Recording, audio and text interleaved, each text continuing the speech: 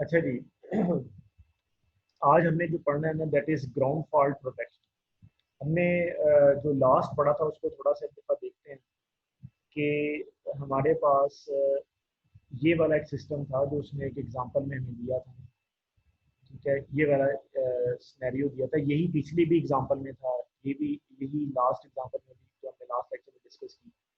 तो इसमें वो थ्री फेज फॉल्ट कंसीडर कर रहा था। मतलब जो हमने डिफरेंशियल प्रोटेक्शन की कुछ सेटिंग वगैरह की है, सीटी की रेशो निकाली है, या ये देखा है कि सेकेंडरी पे करंट कितना जा रहा होगा, ये हमने सेकेंडरी करंट देखा। ठीक है, आई जनरेटर कितना दे रहा है रिले को, आई जनरेटर की साइड से रिले को कितना जा रहा है, या आई सिस्टम की साइड को से रिले को कितना जा रहा है। तो ये हमने देखा, और सिटी की रेशो देखी। ये थी थ्री फेज फॉल्ट के। लेकिन ये होता है कि जब आपके पास ग्राउंड फॉल्ट आता है, यानी दो कैटेगरीज है मेन फॉल्ट्स की, phase fault and ground fault. तो फेज फॉल्ट में थ्री फेज फॉल्ट है, डबल लाइन और double line to ground fault. तो ये हमारे हैं फेज फॉल्ट। लेकिन जो ग्राउंड फॉल्ट है वो यही होता है कि किसी भी एक फेज के साथ ग्राउंड का फॉल्ट। तो ऐसे केस में जो हमारी सेटिंग्स होती हैं डिफरेंशियल प्रोटेक्शन, वो कुछ बदल जाती हैं। ठीक है, यानी वो उसको हमने बदल क्या जाती है, यानी कि उनको हमें बदलना पड़ता है, यानी उसमें लिमिटेशन आ जाती है, हमें उनको रिवाइज करना पड़ता है। ये मेरा ख्याल ज़्यादा सही रहेगा, रिवाइज हमें उसको करना पड़ेगा। तो वो कहते हैं, देखिए ये लिखा भी हुआ है उसमें, the method of grounding, the method of grounding. और फिर सिर्फ ये नहीं है, जो ग्राउंडिंग का मेथड है वो भी इफेक्ट करता है। देखिए, आपने अपने सिस्टम को अगर ग्राउंड नहीं किया हुआ, वही बात है हमने जैसे एनालिसिस में डिस्कस किया था कि प्रॉपर ग्राउंडिंग हमें सिस्टम की करनी पड़ती है। तो वरना जो आपका जीरो सीक्वेंस करंट है जो ग्राउंड फॉल्ट के केस में फ्लो करेगा, वो सही नहीं फ्लो कर पाएगा। अगर वो ना, अगर लेट से आपने वाई की बजाय डेल्टा रखा, आप डेल्टा को तो आप ग्राउंड नहीं करते, तो वो हीट अप हो जाएगा। मतलब आपने उसका कोई एस्केप रूट नहीं रखा हुआ, कोई कुछ भी ग्राउंड नहीं किया हुआ, जीरो सीक्वेंस करंट नहीं फ्लो कर पा रहा। ठीक है, और एक केस में आपने देखा था कि वो एक लूप में ही रहता है। ठीक है, जीरो सीक्वेंस करंट जो, तो ये वो चीज है कि हमें ग्राउंड करना पड़ता है। अब वो कहता है the method of grounding affects the amount of protection that is provided by the differential relay। कि जो आपका ग्राउंडिंग का मेथड है वो अफेक्ट करता है एक्चुअली।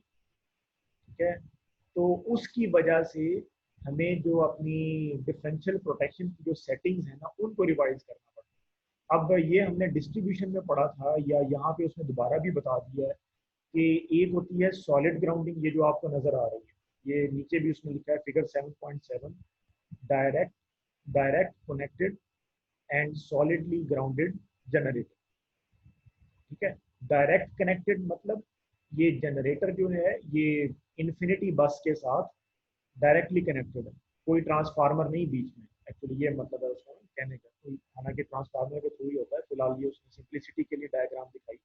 तो डायरेक्टली कनेक्टेड मतलब generator is directly connected with the system and solidly grounded. ठीक है, तो ग्राउंडिंग का कौन सा मेथड आया जी? Solidly grounded. तो इसके लिए हम अलग से, यानी एग्जांपल है आगे बड़ी अच्छी। तो सॉलिड ग्राउंडिंग के केस में हम अलग देखेंगे। फिर अगर आपने कोई रिएक्टेंस रेजिस्टेंस लगा दी, पीटरसन कॉइल लगा दिया, उसके लिहाज से फिर हम अलग देखेंगे। ठीक है, तो वो कहता है कि when the generator is solidly grounded as shown in the figure 7.7, there is sufficient there is sufficient fault current, there is sufficient ground fault current to operate almost any differential relay। सही, यानी उस वक्त जो ground fault का जो current है वो इतना होता है कि वो डिफरेंशियल रिले को ट्रिप करवा दे। इससे हमें ये याद आया कि जो कैलकुलेशन होती है ग्राउंड फॉल्ट करंट की, उसका ये वाला फार्मूला होता है, ये आपको याद होगा। This is the formula to the calculate the current for the ground fault, जिसमें तीनों सीक्वेंसेस के करंट्स आपस में बराबर होते हैं। लेकिन जो देखने वाली बात है वो ये है, the denominator, the impedances in the denominator. तो ये Z1 है, ये Z2 है, ये Z0 है। और ये सिर्फ Z1 नहीं, it is Z1 Thevenin, it is Z2 Thevenin, it is Z0 Thevenin. तो इसमें कुमुलेटिव इफेक्ट है सिस्टम। तो और इसमें अभी Zn इसने यहाँ लिखा नहीं है क्योंकि वो जीरो है। ये Rn उसने बताया ना, सॉलिडली ग्राउंड के केस में जीरो होता है। तो 3Zn भी आता है, 3 टाइम्स द ग्राउंडिंग इम्पिडेंस भी इस फॉर्मूले में अभी ऐड होनी है।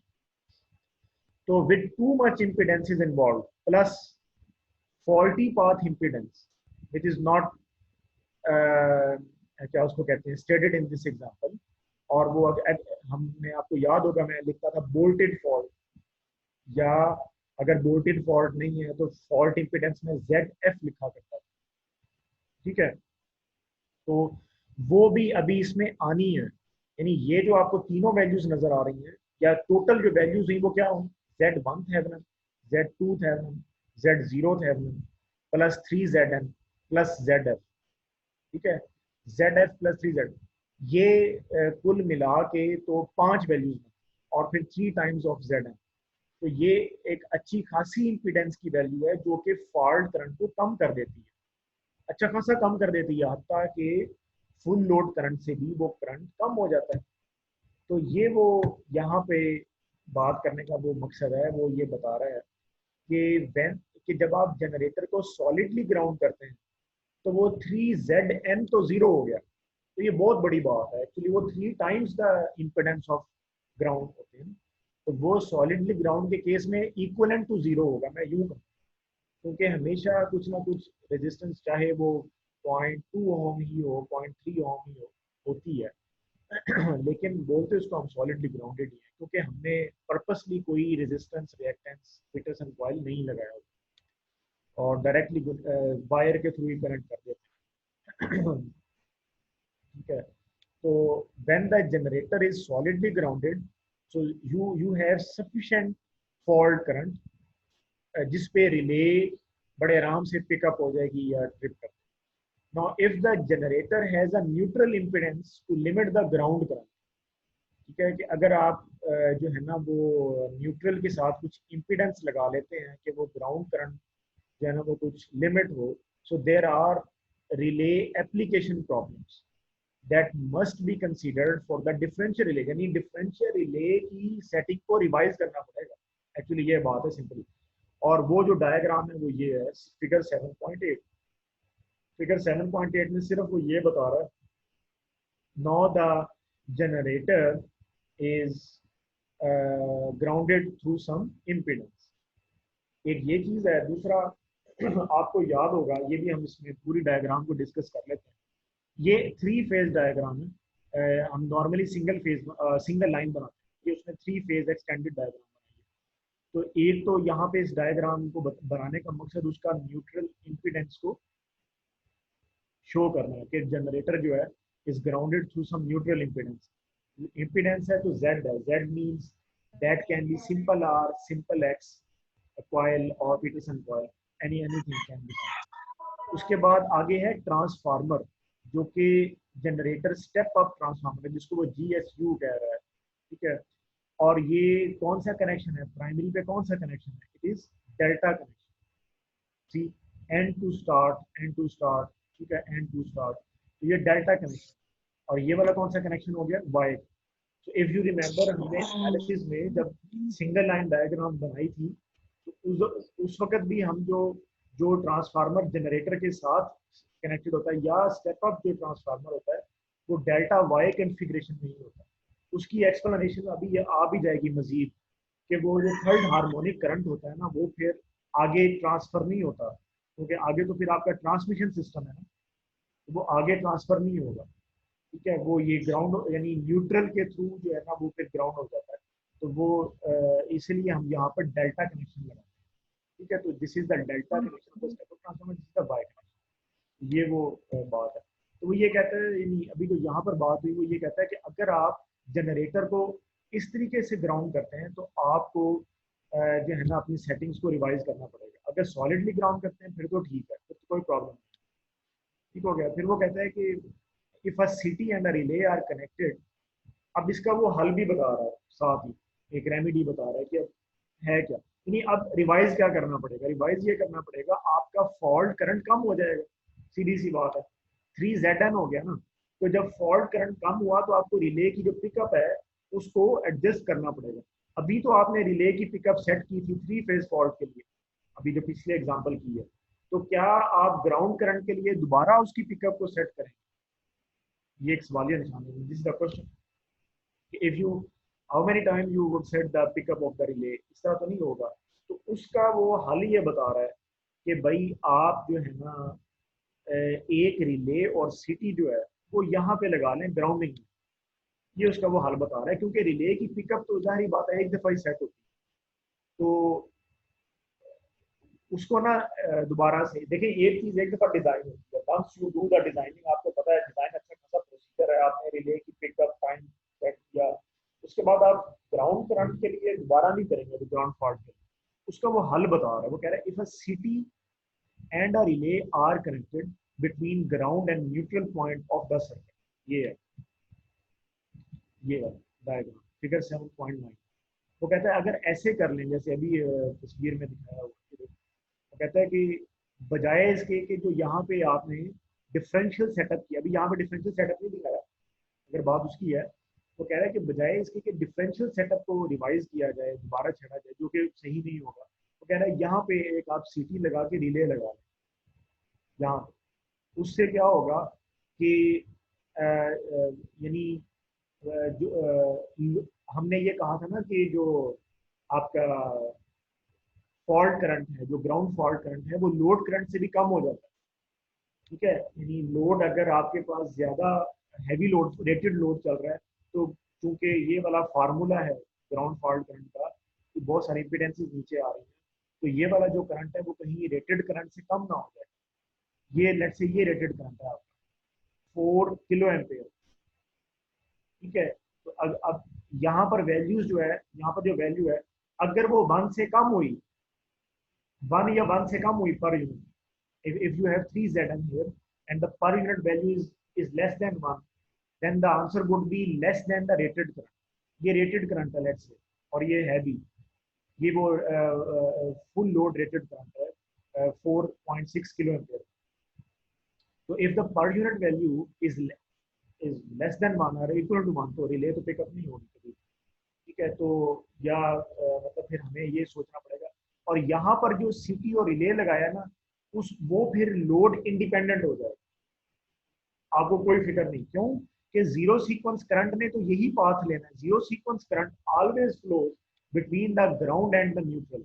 ये ग्राउंड है और ये न्यूट्रल है, तो zero sequence current always flows between the ground and neutral, तो ये रिले बहुत आराम से पिकअप हो जाएगी। यानी ग्राउंड फॉल्ट के लिए और ऐसा ऐसा सेटअप, ऐसा सिस्टम जिसमें आपको हाई इंपीडेंस ग्राउंडिंग करनी पड़ी है, पीटरसन कॉइल के थ्रू ग्राउंडिंग करनी पड़ी है। ठीक है, तो वहां पे ये जो आपने न्यूट्रल में जो सीटी का सेटअप लगाया है, यही काम करेगा, डिफरेंशियल प्रोटेक्शन काम नहीं करेगी। ठीक है, वो पिकअप नहीं होगी, वो पिकअप नहीं होगी, या वो बेयरली पिकअप होगी, या वो मेल फंक्शन हो सकता है। ठीक है, तो वो आप उस पर रिस्क नहीं लेंगे, आप लिहाजा वहां पर ये लगाएंगे जहां पर आपके पास इम्पिडेंस ग्राउंडिंग है। इम्पिडेंस ग्राउंडिंग जहाँ पे है, जहाँ पे आपने ये इम्पिडेंस के साथ सिस्टम को ग्राउंड किया हुआ है, वहां पे ग्राउंड फॉल्ट को प्रोटेक्ट करने के लिए you would apply a CT in the neutral and a relay. और रिले का नंबर उसने लिखा हुआ है 51N। N means neutral, N means neutral, and 51 तो आप जानते हैं कि ओवर करंट प्रोटेक्शन का आई एनसी नंबर है। एनसी मतलब अमेरिकन नेशनल साइंस इंस्टीट्यूट का ये नंबर है 51N। N means neutral. तो यहाँ पे वो रिले लगा के तो आप जो है वो अपना काम चलाते हैं, यही जो है वो उसमें बात यहाँ पे बताइए। If a city and a relay are connected between ground and the neutral point of the circuit, between ground यानी ग्राउंड और न्यूट्रल पॉइंट के दरमियान अगर आप प्रोटेक्शन सेटअप लगा दें, तो आप एक अच्छी सेंसिटिव प्रोटेक्शन प्रोवाइड कर सकते हैं ग्राउंड फॉल्ट के लिए। ठीक है, वो कहता है कि ये जो 51N रिले है, it sees all of the ground current and can be set independent of load. आपको कोई फिक्र नहीं है लोड, ठीक है। And this relay would take care of all type of the ground. अब type of the ground current क्या है? Type of the ground current को यहाँ पर बताना चाह रहा है कि सिर्फ फॉल्ट का ग्राउंड करंट नहीं है। इस बुलके में ना रहे कि सिर्फ जनाब एक फेज के साथ फॉल्ट का एक phase two ground fault current जो है ना सिर्फ वही शायद है, नहीं नहीं, बल्कि ये जो ग्राउंड करंट्स हैं या जो न्यूट्रल का जो करंट है जो कि अनबैलेंस्ड करंट होता है, ठीक है, ये काफी सारे हैं। देखिए ना, हम ये कहते हैं कि अभी हमने ये कहा कि जब लाइन टू ग्राउंड फॉल्ट आता है, जब लाइन किसी भी लाइन टू ग्राउंड फॉल्ट आता है तो करंट ऐसे फ्लो करता है। Let's say this is line और उसका ग्राउंड के साथ फॉल्ट आ गया तो करंट ऐसे फ्लो करेगा ना, ऐसे, ये ऐसे फ्लो कर रहा होगा ऐसे, यानी ये उसका सर्कल बन जाएगा ऐसा, ठीक है। ये जीरो सीक्वेंस सर्किट आप बनाए ना तब भी यही बनेगा, आपको याद होगा, क्योंकि डेल्टा से तो कनेक्शन टूट जाता है ना, डिस्कनेक्ट हो जाता है और वाई से फिर आगे कनेक्ट होता है। सो रिमेंबर, तभी मैंने बताया ये डेल्टा वाई ट्रांसफार्मर है, ये डेल्टा का कनेक्शन। तो डेल्टा से कनेक्शन डिस्कनेक्ट हो जाता है, आगे वाई से स्टार्ट होता है। So the zero sequence current would flow in this path, ठीक है। तो एक तो जीरो सीक्वेंस करंट हो गया, तो जीरो सीक्वेंस करंट को मैं अनबैलेंस करंट भी कह सकता हूँ इन अनदर सेंस, क्योंकि वो ग्राउंड और फिर न्यूट्रल में फ्लो करता है, ठीक है, ground neutral and then phase, इस तरह। इसी तरह से अनबैलेंस करंट जो है वो लोड की वजह से भी आता है, अनबैलेंस करंट हार्मोनिक्स की वजह से भी आता है। तो ये वो बता रहा है, ये देखें ये वाला जो जुमला है, वो कहता है the total false ground current flows through the neutral CT and relay. अब ये टोटल फॉल्स ग्राउंड करंट से क्या मुराद है? तो टोटल फॉल्स ग्राउंड करंट जो है उससे मुराद एक तो फॉल्ट आ गया, ठीक है, या चलें अगर हम फॉल्ट को कहते हैं कि वो फॉल्स इस हिसाब से नहीं है कि उसका नाम तो है ना कि वो फॉल्ट करंट है, लेकिन बहरहाल उसके अलावा हार्मोनिक करंट है। अब हार्मोनिक्स क्यों पैदा होते हैं ये देखिए यहाँ वो बता रहा है, वो कहता है कि the normal third harmonic unbalance, the normal third harmonic unbalance. तो कहता है दिस दिस अनबैलेंस, पहले ये देखने ये है क्या एक्चुअली, हम पहले ये टाइप्स देख लेते हैं। मैंने भी कहा ना कि हम अनबैलेंसिंग की टाइप्स देखते हैं ताकि हमें ये पता चले कि जो न्यूट्रल में जो करंट फ्लो करता है ना वो कितने टाइप का करंट, ठीक है। तो ये अनबैलेंसिंग की, एक तो लोड अनबैलेंस हुआ, फॉल्ट हुआ, फिर ये नॉर्मल थर्ड हार्मोनिक अनबैलेंस है, ये क्या है? तो कहता है this unbalanced current that flows in the neutral can be as much as 10 to 15% of the rated current.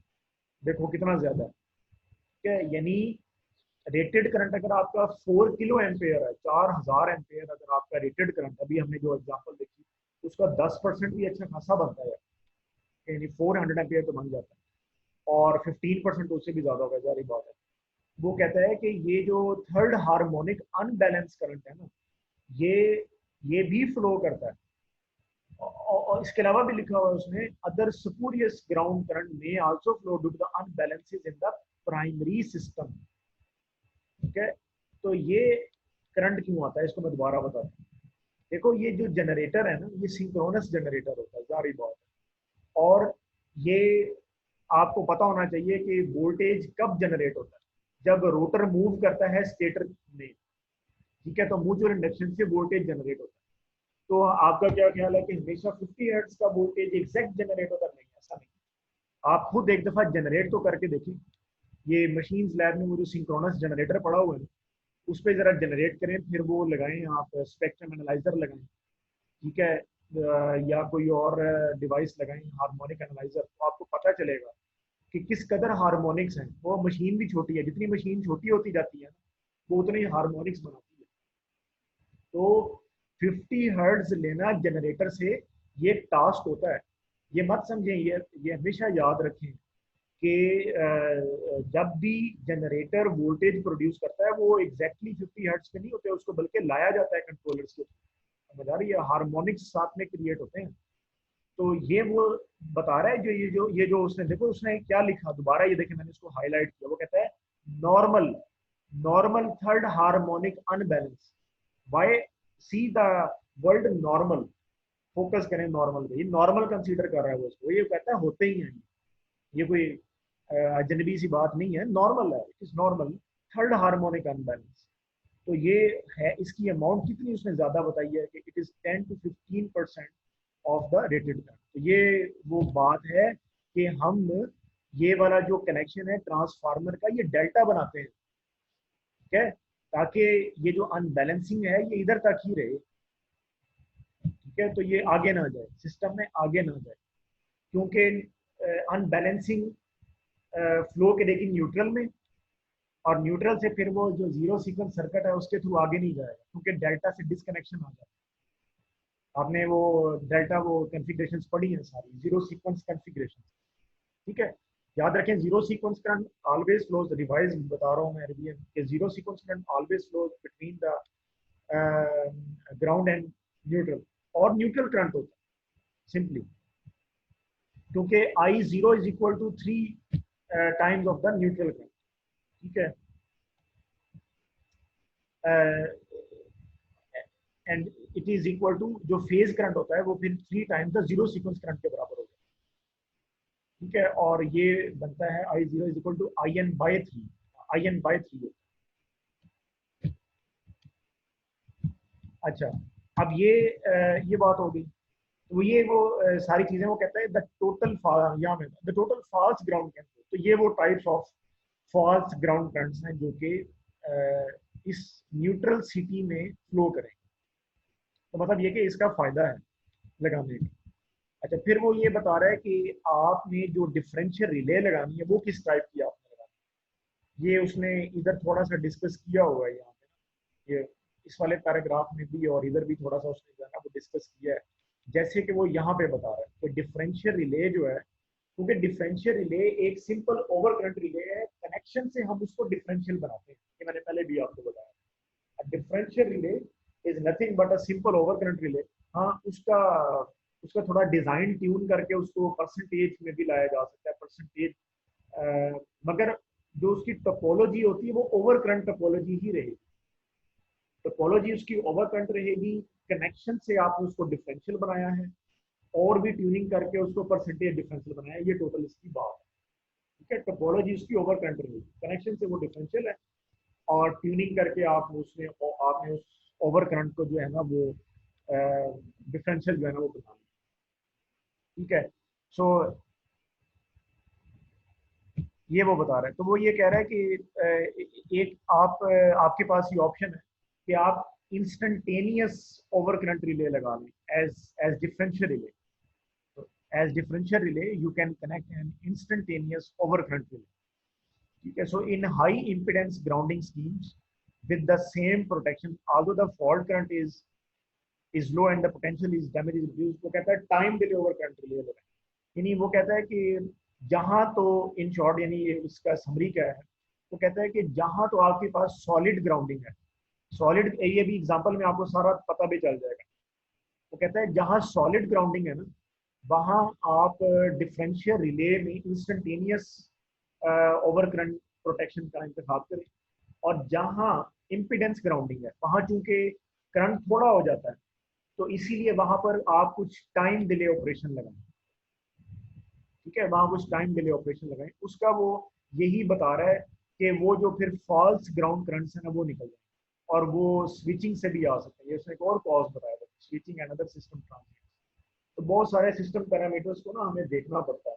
और ये एक मैं और बात आपको बताता हूँ, जब सिस्टम में लगा के कोई ना कोई फॉल्ट आता है ना, तो with the good practice, with the experience of 5 years 10 years, आप खुद एक किताब लिख सकते हैं, आप बता सकते हैं भाई ये जो उसने जैसे बताया, for example 5 to 10 cycles like this, या ये जो बता रहा है the machine is solidly grounded then it is good to have an instantaneous overcurrent protection, and if the machine is grounded with some impedance then you must connect a time delay overcurrent protection। तो ये चीजें जो है ना वो with good practices जो है ना वो इमर्ज हुई हैं, इस तरीके से करेंगे ना तो तो हमें स्विचिंग का स्विचिंग का जो सिनेरियो होता है वो भी कवर हो जाता है, ट्रांजिएंट्स भी निकल जाते हैं, यानी मैल ऑपरेशन नहीं होगा रिले का। ये विद गुड गुड प्रैक्टिस होता है। अगर आप एज प्रोटेक्शन इंजीनियर काम कर रहे हैं तो आप देखें, आपको पता चलेगा यार रिले तो ट्रिप हो गई भाई, ठीक है जी, हालांकि फॉल्ट हुई है, तो आपको खुद ब खुद with the passage of time पता चल जाएगा कि इसकी ये सेटिंग रखेंगे ना तो ये होगा, और फिर आप उसको इवेलुएट कर लेंगे, ठीक है। लेकिन अब बहरहाल अब तक चूंकि बहुत एडवांसमेंट हो चुकी है तो हमारे पास ये बुक्स हैं जिसमें उन्होंने इन काफ़ी गुड प्रैक्टिस को लिखा है, जो कि अब हम प्रैक्टिस कर सकते हैं। एक्चुअली ये बात, कुछ चीज़ें होती हैं वो काफ़ी डिफाइंड होती हैं और कुछ चीज़ें होती हैं जो गुड प्रैक्टिस के साथ आती हैं। अच्छा, अब वो ये कह रहा है, एग्जाम्पल है ये, फिर ये बस लास्ट एग्जाम्पल आज हम इतने पढ़ेंगे, फिर मैं आपको असाइनमेंट का थोड़ा सा ब्रीफ। ये वो कहते हैं जी कि referring to the system diagram of this this is ये वही डायग्राम, ये इस बुक की बहुत अच्छी बात है। एक ही सर्किट लेता है और उसी को बार बार डिस्कस करता है, जिससे वो सर्किट हमें अच्छी तरह जो है ना वो अजबर हो जाता है या पता चल जाता है। वैसे भी ये स्टैंडर्ड सिस्टम तो यही होता है, generator, transformer and infinity bus, ये स्टैंडर्ड होता है। और इधर ही वो जो है ना सारे सिनेरियोज को डिस्कस कर लेता है, ये इसकी काफ़ी अच्छी वो टेक्निक। अब ये जो सिस्टम है, it is not connected with the infinity बस, सबसे पहला point. This this is the generator, मैं इसको दोबारा एलेबोरेट कर दूं, एकदम से वो नहीं पता चलता। दिस इज जनरेटर, ये जनरेटर है। और अभी ये प्रोटेक्शन को ना देखें, मैं प्रोटेक्शन की कोई भी चीज नहीं बता रहा, सिर्फ मैं पहले बता रहा हूँ कि लगा क्या हुआ। Single line, this is the single line diagram, ये तो मैं कुछ और, this is the generator, this is transformer जो कि स्टेप ऑफ ट्रांसफार्मर है, एंड डेल्टा वाई, देखो ये वाई इसका ग्राउंड है, delta Y configuration, generator, delta Y transformer, infinity bus system, ठीक हो गया, ठीक है।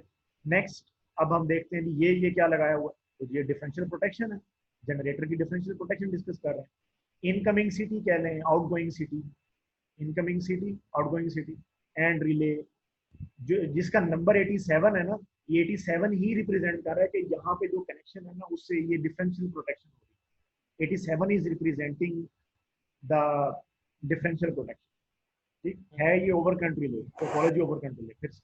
अच्छा, इसके जो ये उसने लिखा 5000/5, ये लास्ट लेक्चर में हमने कैलकुलेट कर लिया, अभी भी हम कर सकते हैं, दोबारा मैं रिवाइज कर देता हूँ। देखो, ये जनरेटर की रेटिंग्स लिखी है उसने ट्रांसफार्मर की रेटिंग नहीं लिखी, उसने सिस्टम की रेटिंग्स नहीं लिखी। इसका मतलब ये है कि this generator is not connected with this system, this generator is not connected with the transformer, यानी ब्रेकर ओपन है, यू कैन से यहाँ से ब्रेकर ओपन है, टाई ब्रेकर जो, ठीक है, बस टाई ब्रेकर बोलते हैं, वो ओपन है, या यहाँ से ओपन है, यहाँ से open, bus tie breaker is open, generator is not connected to the system.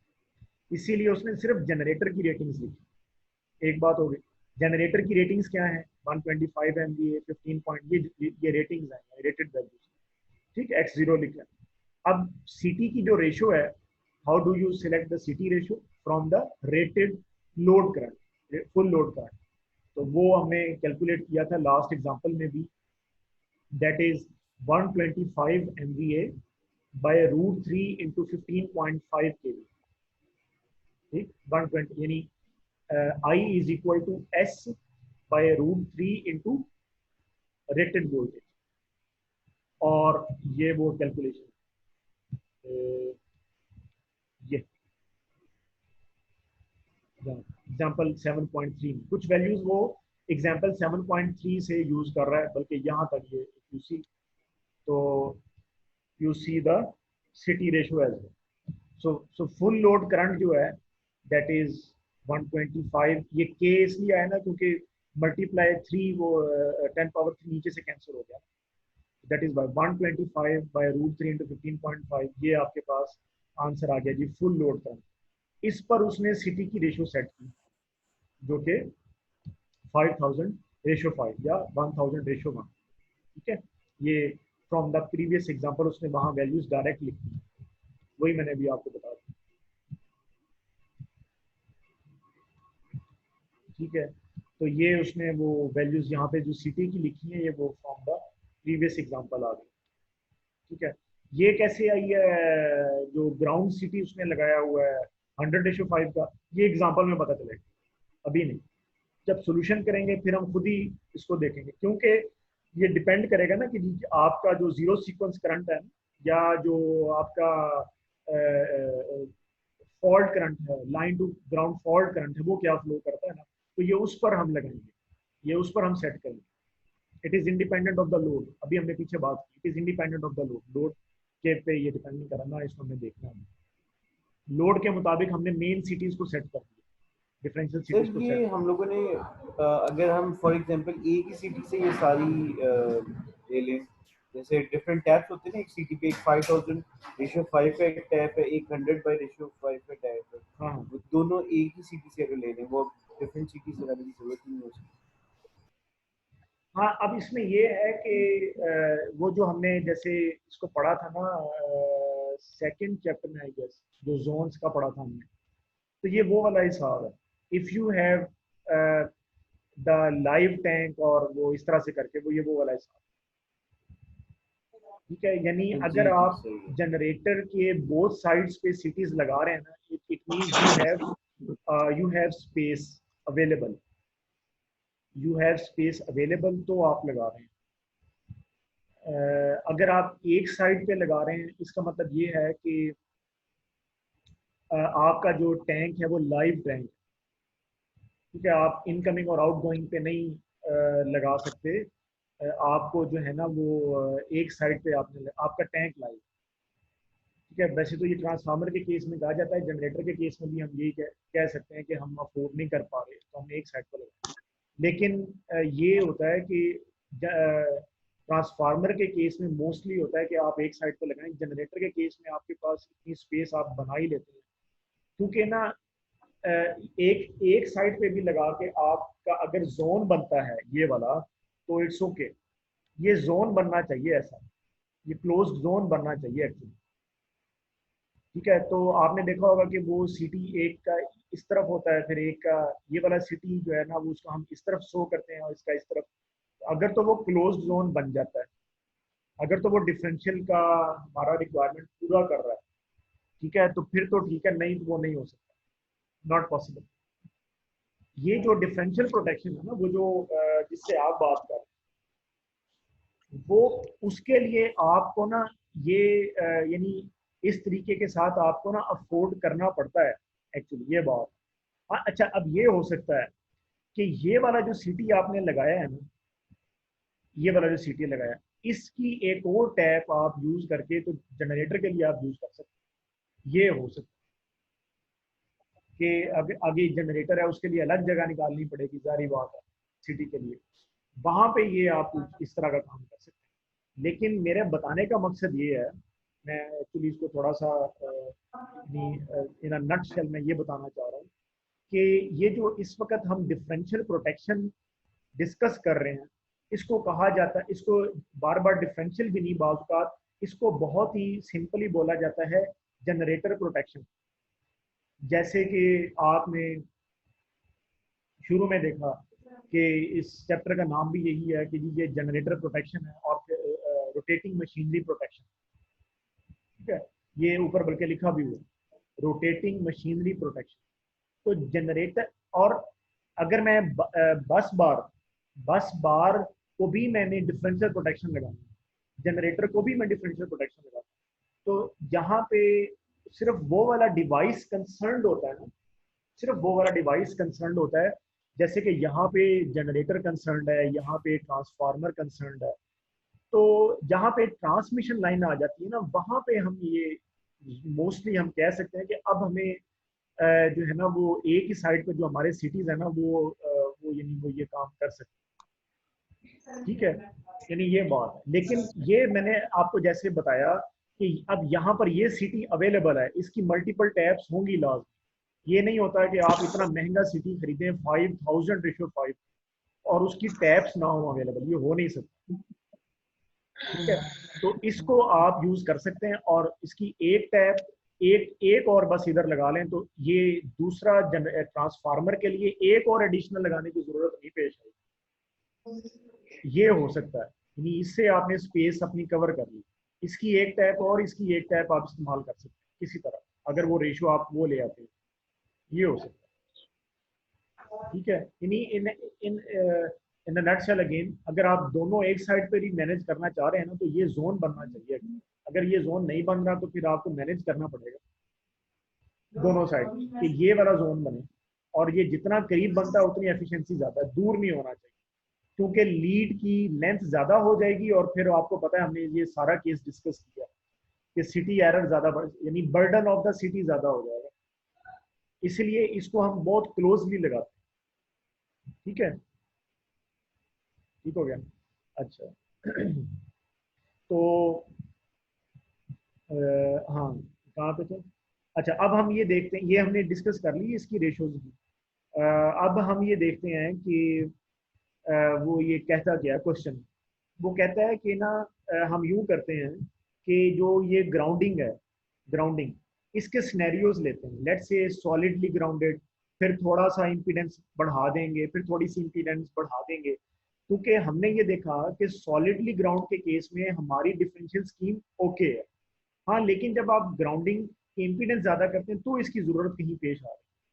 तो अब ये हम सिनेरियो एग्जांपल में डिस्कस करेंगे। वो कहता है कि when you have solidly grounded system, when you have R N is zero, when you have R N zero, solidly grounded case, तो उस केस में जनाब आपका यहाँ पे 3 ZN निकल जाता है। दूसरी बात, ये बोल्टेड फॉल्ट है, यानी लाइन टू ग्राउंड फॉल्ट हुआ और फॉल्टी पाथ की कोई इंपिडेंस नहीं है। Consider ZF0 in total example. Okay, consider ZF0, otherwise वो दे देता ना, वो दे देता, वो यहाँ पर बता देता हूँ। तो अब ये क्या है, ये है voltage bye Z1 Z2 Z0। अब ये देख लेते हैं। तो अब ये चूंकि जनरेटर ना ट्रांसफार्मर के साथ कनेक्टेड है, ना जनरेटर के साथ कनेक्टेड है, तो ये तो और भी अच्छा है। नहीं तो हमें Z1 थेवेनिन, आपको पता है कि वो पैरेलल सम लेकर कैलकुलेट करना पड़नी थी, Z2 थेवेनिन भी पैरेलल सम लेकर, और Z0 का पूरा सर्किट बनाते हैं। तो अब तो बहुत सिंपल हो गया, अब तो सिर्फ जनरेटर के पैरामीटर्स, लिहाजा ये सीक्वेंस डायग्राम बहुत ही आसान है। ये पॉजिटिव सीक्वेंस है, ये नेगेटिव है, ये जीरो है, और और सारी वैल्यूज, चाहे वो x1 है या z1 है, x2 है या z2 है, x0 है या z0 है, वो सारी वैल्यूज जनरेटर की हैं, because we have only one device in the system which is generator. तो z1 z2 z0 सब जनरेटर का है। तो z1 z2 या x1 x2 it is 0.2 and x0 is 0.03, और ये 3 RN है तो ये जीरो हो जाएगा because we have solidly grounding case. ठीक है, तो यहाँ पे जे वो लिख रहा है ये ऊपर, वो क्यों है?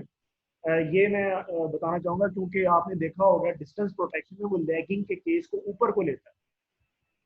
अगर आपको थोड़ा याद हो, RX डायग्राम को थोड़ा सा रिकॉल करें, उसमें वो जो है ना, लैगिंग लैगिंग वाला जो लोड है ना, वो उसको ऊपर को ले रहा है। अब कुछ टेक्स्ट में लैगिंग लोड को नीचे लिया जाता है। अब अगर ये जे ऊपर ना लिखे, ये जे ऊपर ना लिखे वोल्टेज के साथ, ऊपर तो वोल्टेज है ना आपका, 1 पर यूनिट वोल्टेज है, divided by the Z1 Z2 Z0। ठीक है, जे ऊपर ना लिखे तो ये आंसर -J में नहीं आएगा पर यूनिट का, -J में आएगा। ठीक है, और हम कहेंगे कि भाई हमारे पास जो फॉल्ट का जो करंट है, यानी जो सिमेट्रिकल वैल्यू निकली वो लैगिंग आई, और वो -J में है, फिर हम उसको नीचे को दिखाएंगे। तो उस तहत इसने ऊपर J लगा दिया ताकि वो -J ना आए। मेरी बात समझ आ रही है?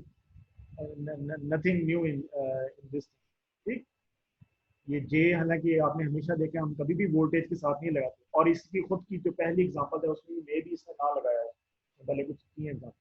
लेकिन बहरहाल, और इसका मकसद कुछ नहीं है, just to cancel this denominator J. बहरहाल, पर यूनिट वैल्यू आपके पास 2.33 पर यूनिट आ गई। इसको बेस वैल्यू से मल्टीप्लाई करके एक्चुअल वैल्यू बना रहा है। अब बेस वैल्यू क्या होगी? जनरेटर की रेटेड वैल्यू, और वो हमने अभी कैलकुलेट की, पीछे आपने देखा कि वो 4656 आती है। तो ये 10 किलो एम्पेयर बन गया, सिमेट्रिकल वैल्यू 10 किलो एम्पेयर। ये 3 से मल्टीप्लाई होगा, क्योंकि ये फार्मूला में है कि phase current is equal to 3I0। ठीक है, तो 3 टाइम्स I0, तो ये क्या बन जाता है? 32 किलो एम्पेयर, 32 किलो एम्पेयर बन, ये बहुत ज़बरदस्त करंट है। और आप अब यानी ये समझ आ गया, यानी phase A to ground fault हुआ था ना, we are considering the fault from phase A to ground fault हुआ था। तो पहले आपने क्या किया, सिमेट्रिकल कंपोनेंट निकाला ना, और वो बराबर होते हैं इस केस में I1 I2 I2। फिर उसको आपने थ्री, ये वो वाला है बी ए बी सी और I A B C equal to A I A 1 2 0, उससे कर लें बेशक, नहीं है तो ये याद ही कर लेंगे, ये तो हमें पता ही। तो आई ए यानी जो आपने फेज वैल्यू निकालनी है, क्योंकि फेज ए में फॉल्ट हुआ है तो उसमें फॉल्ट करंट कितना फ्लो कर रहा है, तो वो 3 टाइम्स द सिमेट्रिकल वैल्यू आता है। Okay, so it becomes 32 kilo ampere, ये प्राइमरी साइड पे फ्लो कर रहा है। अब आपका जो सीटी लगा हुआ है वो है 5000 रेशो या 1000 का सीटी लगा हुआ है, तो इसको 1000 से तकसीम करेंगे तो क्या बन जाएगा, 32.5 ampere. And this is a very good current, यानी इस पे रिले बहुत आसानी से पिकअप हो जाएगी, जो आपकी डिफरेंशियल रिले है। No need of any neutral CT and relay. If you have solidly grounding case, तो you had seen you do not need any neutral relay or सीटी।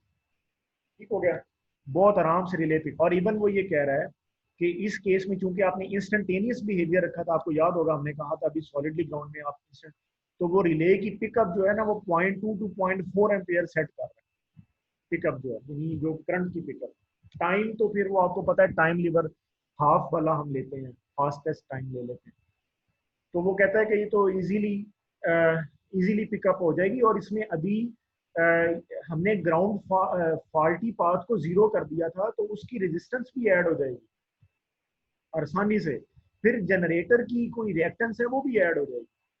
अभी हमने कोई जनरेटर की जो और भी कोई रिएक्टेंस है जो कि आप कह लें कि हार्मोनिक रिएक्टेंस है कोई, या कोई जिसको जिसको आप कहते हैं कि जनरेटर कैरेक्टरिस्टिक्स, वो भी अभी शामिल नहीं हुई, वो भी शामिल हो जाएगी।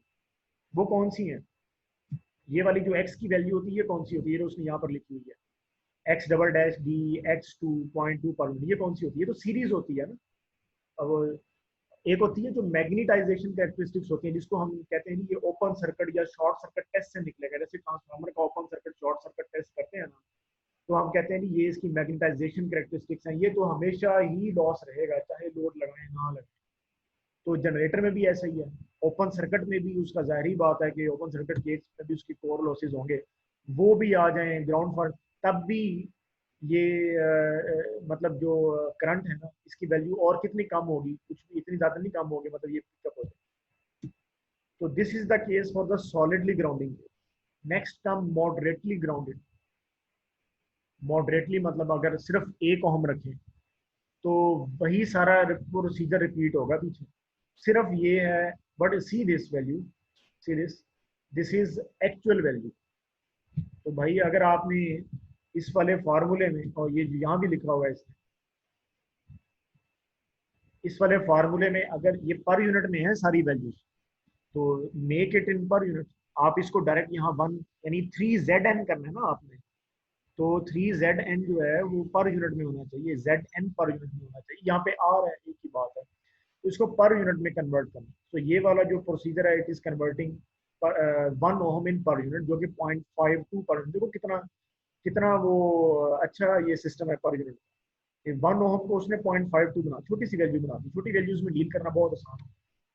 सो वी हैव, अब ये कैसे किया, यू नो कि जी ये एक्चुअल वैल्यू है। पर यूनिट का क्या फार्मूला होता है, actual value by base value. Okay, so what is the Z base, what is the Z base, that is kV base square by MVA base।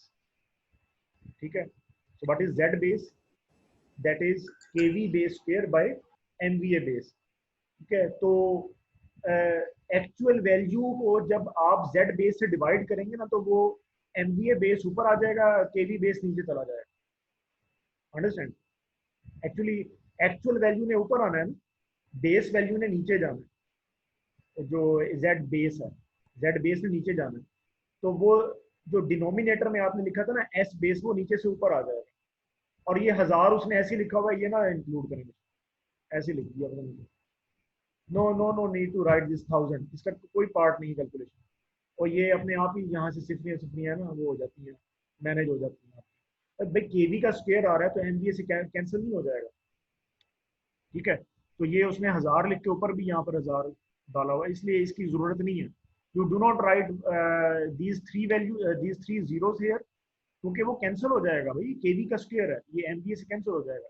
तो ये यहाँ पर 3 जीरो नीचे 3 जीरो लिखने की जरूरत नहीं है। आप लिखना चाहते हैं लिखने में, क्योंकि बाज़ का फार्मूला वो सेट करके इस तरह लिखते हैं कि गलती ना हो।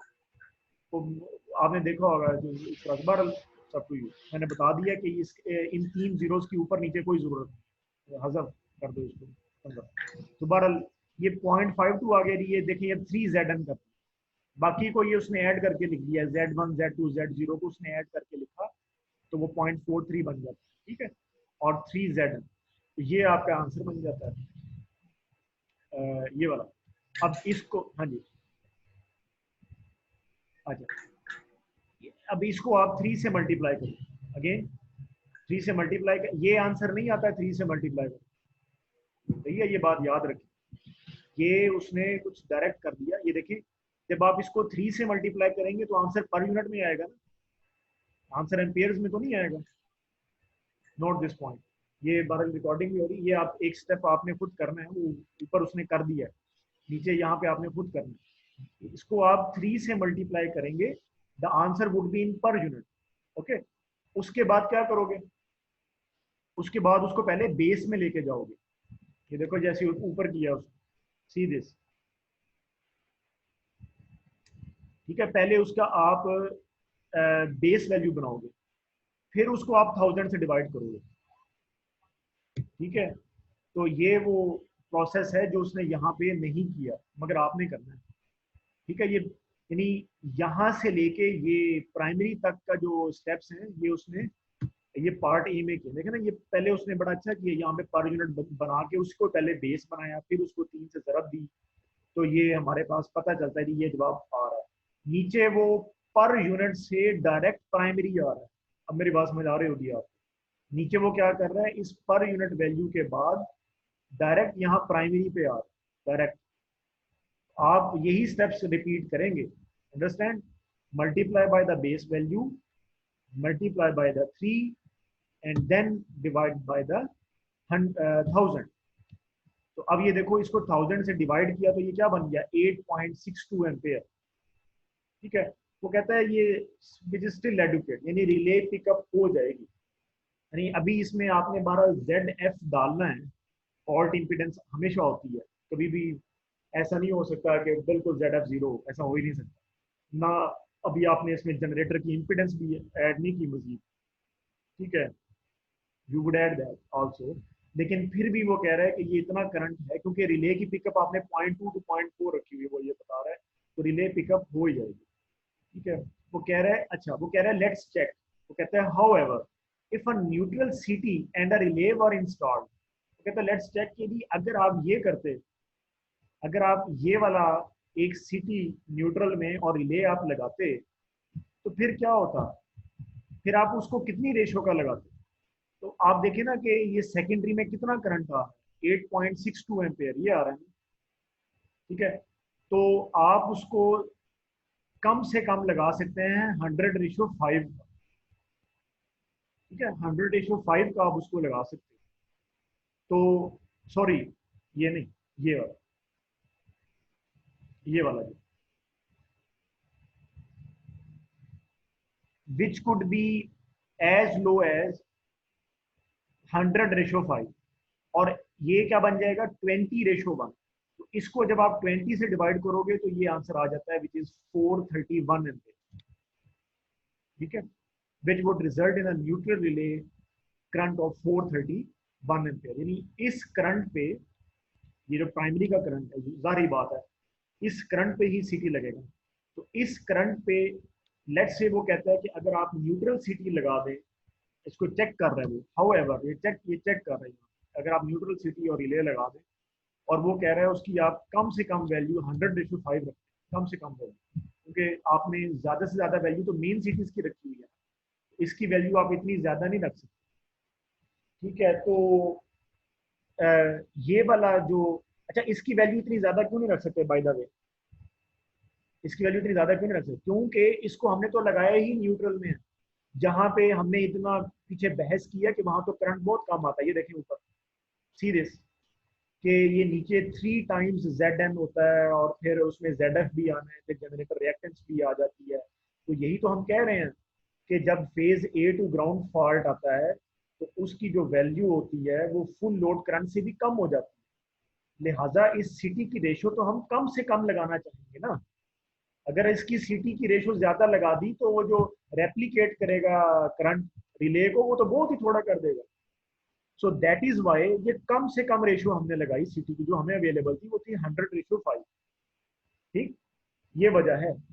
यानी जो जो सीटी न्यूट्रल में लगा है उसको आपने इसीलिए इतनी कम से कम वैल्यू का रखा है। This is the important. So it is 100:5। Okay, तो इसके मुताबिक इसको अगर चेक करें तो ये 431 एम्पियर बनता है, आपकी रिले ने जल जाना। क्योंकि हमने ये पढ़ा है फोर्थ चैप्टर में कि 100 से ज्यादा करंट हम नहीं रखते रिले के लिए, नॉट मोर देन 100 एम्पियर। ठीक है, तो ये इनएडिक्वेट है। आप की रिले डैमेज हो सकती है। जो आपने न्यूट्रल सिटी के साथ रिले लगाई हुई 51N रिले, वो डैमेज हो सकती है। दिस रिले, ये मैं बात कर रहा हूँ, this relay can be damage with this much amount of the current. तो इसलिए जब आपका ये बात साबित होगी, जब आपका मॉडरेटली ग्राउंडेड सिस्टम है या सॉलिडली ग्राउंडेड सिस्टम है, आप ये ना लगाएं। तो लगाना कब है? जो इतना पढ़ रहे हैं अभी इसकी जरूरत पेश आती है ना, ये देखें। If you have high impedance grounding system, देखें ये जो हाई इंपीडेंस ग्राउंडिंग है ना भाई, ये बहुत जरूरत होती है इसकी। हमने इसको पढ़ा है और मेरा ख्याल है सेकंड चैप्टर में मैंने आपको जहाँ पीटरसन कॉइल पढ़ाया था कि जब आपका हाई केवी सिस्टम हो, हाँ 132 132 केवी सिस्टम है, 220 केवी, 420 केवी, 512 केवी सिस्टम है ना, तो वहां पे लाइन टू अर्थ कैपेसिटेंस बहुत ज्यादा होती है, जो कि जो कि अच्छा खासा कैपेसिटिव करंट बनाती है। जब लाइन टू ग्राउंड फॉल्ट है तो वो अच्छा खासा कैपेसिटिव करंट होता है। ठीक है, तो उसको न्यूट्रलाइज करने के लिए आप पीटरसन कॉइल लगाते हैं। अब वो पीटरसन कॉइल जो है ना, वो जाहिर बात है अर्थिंग में लगेगा ना, तो उसकी अच्छी खासी इंपीडेंस बन जाएगी। यानी heavy capacity of the systems में आपको हाई इंपीडेंस ग्राउंडिंग करनी पड़ती है, ये बात यानी मजबूरी बन जाती है। तो जाहिर बात है कि फिर वहां पे न्यूट्रल सिटी लगेगा। ये वो यहाँ समझाने की खातर हमें उसने ये बड़ी कंप्रीहेंसिव एग्जांपल बताई है कि ये देख लें जी, अगर सॉलिडली ग्राउंडिंग केस हो, फिर उसने मॉडरेटली ग्राउंडेड इसलिए दिखाया ताकि एक उसको चेक करवाइए। देखिए अब वो उसको 10 ओम कर रहे हैं। और ये एक और बात मैं आपको बताना चाहूंगा कि ये 10 ओम ये ना समझे ये क्या सिर्फ 10 ओम है, ये भाई पावर रेजिस्टर है। It is power resistor. इसके 10 ओम पे ना जाएं, इसके वोल्टेज पे जाएं। ये कई किलो वाट्स का रेजिस्टर होगा, because it would become too much hot. ठीक है जी, ये कई किलो वाट्स का रेजिस्टर है, इसकी ओम्स पे ना जाएं आप। ठीक है, you need to see the capacity of the resistor. ये वो लैब में पड़ा हुआ छोटा सा इलेक्ट्रॉनिक 10 ओम नहीं है, बल्कि ये पावर रेजिस्टर है। और पावर रेजिस्टर 1 ओम का भी 1000 वाट का होता है। ठीक है, मे बी 10 किलो वाट का हो। तो वो एक दफा शायद आपने देखा है, वो एक मे भी आपने देखा हो, वो मैकेनिकल वालों ने रखवाया हुआ था एक दफा, विंड का सेटअप रखवाया हुआ था एडी साहब के पास, बहुत अरसा पड़ा रहा है। वो सिर्फ 1 ओम का वो रजिस्टर था और 1000 वाट का। ठीक है, तो वोटेज मैटर्स। ठीक है, कि उसमें कितना पावर डिसिपेट होना है ना। जहाँ पे आपने रजिस्ट, ये मैं दोबारा से आपको बता देता हूँ, ये एक्चुअली जो रेजिस्टेंस की जो वैल्यू है ना, वो आप थोड़ी देखें। आप रेजिस्टेंस की वैल्यू ज्यादा कर देंगे, ये 1 ओम ही बहुत है भाई, क्योंकि करंट बहुत आ रहा है ना। H is equal to I square RT होता है। What is H? H is heat that would be dissipated in the resistor। तो I का स्क्वायर है, तो I जो है ना वो बहुत बड़ा किरदार अदा करता है। तो R को अगर आप छोटा रखेंगे तो किसी कदर आप हीट को सही से डिसिपेट कर पाएंगे। फिर तो वरना आप अगर आपने R को इट सेल्फ बड़ा कर दिया, फिर तो बस लग गए पंखे भी, वो भी इसको इसकी हीट नहीं निकाल सकेंगे। तो ये वो मैं बताना चाहूंगा कि ये सिर्फ 1 ओम 10 ओम की वैल्यू ये ना समझिए, ये this is practical value. Okay, this is practical value, too much value, करके बहुत बड़ा रजिस्टर है। इसके बाहर तो हमने पंखे भी लगाए होंगे, इसकी फिन्स होंगी बकायदा, अच्छा खासा ये पावर रजिस्टर। तो 10 ओम बराबर है 5.2 पर। अब देखो उसने टाइम नहीं, उसने अपने कहा जी ये इधर से खुद कन्वर्ट करें, ओम्स को पर यूनिट में खुद ही कन्वर्ट करें। फिर उसके बाद वो ये वही सारा ऊपर का प्रोसीजर वो कहता है जी कि ये स्टेप्स उसने छुपाए हुए हैं, आपने करने हैं। तो ये कितना बनता है अब देखो 837 एम्पेयर कुछ भी नहीं बना, तो कहाँ यहाँ 8000 एम्पेयर बन रहे थे यार। सिर्फ 1 ओहम से चलें, अगर हम वैल्यू वाइज भी देख लें तो 1 ओहम से सिर्फ 10 ओहम्स किए हैं आपने, तो वो देख लो वो क्या 10 टाइम्स वो कम हो गया। ठीक है, तो इट बिकम्स नाउ 837 है कहाँ, और इससे पहले और भी प्राइम एम्पेयर ज्यादा था। अब इसको करो, हाँ 1000 से तकसीम करो इसको, जो आपके डिफरेंशियल सिटीज हैं, तो वो क्या रह जाता है 0.84 जीरो एम्पेयर पॉइंट सिर्फ, एट वो कुछ भी नहीं है।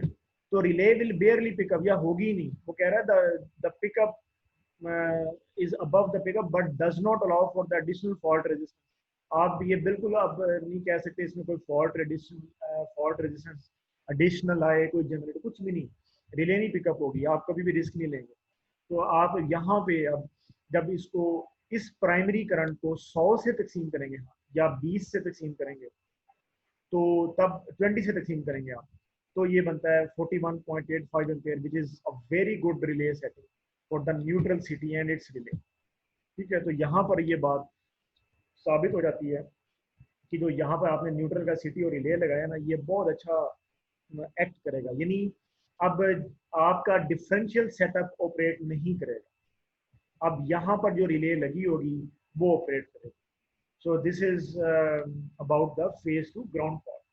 तो ये बहुत अहम टॉपिक है कि हमें जहाँ पे फेज फॉल्ट और ग्राउंड फॉल्ट की प्रोटेक्शन अलग-अलग करनी पड़ती है, depending on the system grounding, depending on the system grounding. एक बात, दूसरी बात ये भी मैं आपको बता दूं कि सिस्टम की ग्राउंडिंग अगर वीक हो जाए, सिस्टम को अर्थ सही तरीके से ना किया गया हो, तो ये जो उसने यहाँ पर हैश दिखाया है, अर्थिंग का हैश, ये बहुत मैटर करता है। ठीक है, ये पूरा वो एक खास डेप्थ तक डिप करके वहाँ पे वो डालते हैं एसफॉल्ट, नमक और पानी डालते हैं, पूरा उसका वो एक शोरबा तैयार करके उसको अर्थ करते हैं एक खास डेप्थ तक। ये बहुत मैटर करता है। अर्थिंग अगर आपकी वीक हो गई ना, तो वो करंट सही से फ्लो नहीं करेगा और ये रिले नहीं ट्रिप होगी आपकी। ठीक है, और फिर वो जो जब रिले नहीं ना ट्रिप होगी, तो वो जो लाइन टू ग्राउंड फॉल्ट आया ना, वो दूसरे हेल्दी फेजेस में फिर वो वाला काम करेगा, वो जो अनअर्थित सिस्टम वाला काम होता है। तो ये आपने अक्सर सुना होगा कि अर्थिंग वीक हो गई, या फ्लोटिंग न्यूट्रल का नाम कभी आपने शायद सुना हो, टर्म फ्लोटिंग न्यूट्रल।